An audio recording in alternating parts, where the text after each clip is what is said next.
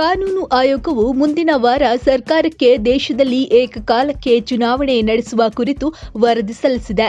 ಇದರಲ್ಲಿ ಸಂವಿಧಾನಕ್ಕೆ ಒಂದು ರಾಷ್ಟ್ರ ಒಂದು ಚುನಾವಣೆ ಎಂಬ ಹೊಸ ಅಧ್ಯಾಯವನ್ನ ಸೇರಿಸಲು ಮತ್ತು ಲೋಕಸಭೆ ಮತ್ತು ರಾಜ್ಯಗಳ ವಿಧಾನಸಭೆಗಳಿಗೆ ಏಕಕಾಲಕ್ಕೆ ಪ್ರಜಾಸತ್ತಾತ್ಮಕವಾಗಿ ಚುನಾವಣೆ ನಡೆಸಲು ಶಿಫಾರಸು ಮಾಡಬಹುದು ಮತ್ತು ಈ ಬೆಳವಣಿಗೆ 2029ರ ನಂತರ ಕಾರ್ಯಗತಗೊಳಿಸುವಂತೆ ಶಿಫಾರಸು ಮಾಡುವ ಸಾಧ್ಯತೆಗಳಿವೆ. ಲೋಕಸಭೆ ಚುನಾವಣೆಗೆ ಮುನ್ನ ದೇಶದ ಯುವ ಜನರನ್ನ ಉಳಿಸಿಕೊಳ್ಳಲು ಮುಂದಾಗಿರುವ ಕಾಂಗ್ರೆಸ್ ಮುಂಬರುವ ಲೋಕಸಭಾ ಚುನಾವಣಾ ಭರವಸೆಯ ಭಾಗವಾಗಿ ಯುವಕರಿಗೆ ಉದ್ಯೋಗದ ಹಕ್ಕು ಭಾಗ್ಯ ನೀಡುವುದಾಗಿ ಘೋಷಿಸುವ ಸಾಧ್ಯತೆಯಿದೆ.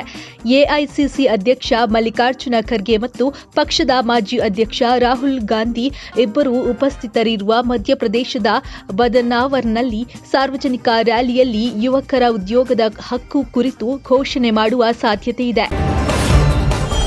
ಜಾರ್ಖಂಡ್ನ ದುಮ್ಕಾ ಜಿಲ್ಲೆಯಲ್ಲಿ ಸ್ಪ್ಯಾನಿಷ್ ಪ್ರವಾಸಿಯೊಬ್ಬಳ ಮೇಲೆ ನಡೆದಂತಹ ಸಾಮೂಹಿಕ ಅತ್ಯಾಚಾರದ ಬಗ್ಗೆ ಗಾಯಕಿ ಚಿನ್ಮಯಿ ಶ್ರೀಪಾದ ಪ್ರತಿಕ್ರಿಯೆಯನ್ನ ನೀಡಿದ್ದು, ಘಟನೆಯಿಂದ ಎಲ್ಲ ಭಾರತೀಯರು ನಾಚಿಕೆ ಪಡಬೇಕು ಎಂದು ಹೇಳಿದ್ದಾರೆ.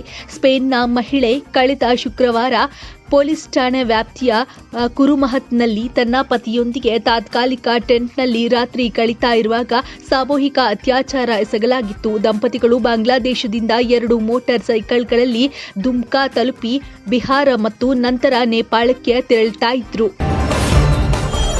ಉತ್ತರ ಪ್ರದೇಶದ ರಾಯ್ ಬರೇಲಿಯಲ್ಲಿ ಕಾಂಗ್ರೆಸ್ ನಾಯಕಿ ಪ್ರಿಯಾಂಕಾ ಗಾಂಧಿ ವಾದ್ರಾ ಅವರ ಬೆಂಬಲಿಗರು ಪೋಸ್ಟರ್ಗಳನ್ನು ಹಾಕಿದ್ದು, ಪಕ್ಷದ ನಾಯಕತ್ವವು ಅವರನ್ನ ಲೋಕಸಭೆ ಸ್ಥಾನಕ್ಕೆ ಅಭ್ಯರ್ಥಿಯನ್ನಾಗಿ ಆಯ್ಕೆ ಮಾಡಬೇಕೆಂದು ಒತ್ತಾಯಿಸಿದ್ದಾರೆ.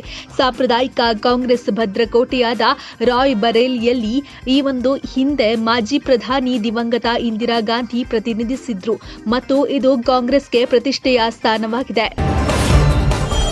ಮಕ್ಕಳೇ, ನೀವು ತಂದಿರುವ ಉಡುಗೊರೆಗಳ ಹಿಂದೆ ನಿಮ್ಮ ವಿಳಾಸವನ್ನ ಬರೆಯಿರಿ, ನಾನು ನಿಮಗೆ ಪತ್ರವನ್ನ ಬರೆಯುತ್ತೇನೆ ಎಂದು ಪ್ರಧಾನಮಂತ್ರಿ ನರೇಂದ್ರ ಮೋದಿ ಅವರು ಮಕ್ಕಳನ್ನ ಉತ್ತೇಜಿಸಿದ ಘಟನೆ ಒಡಿಶಾದಲ್ಲಿ ನಡೆದಿದೆ.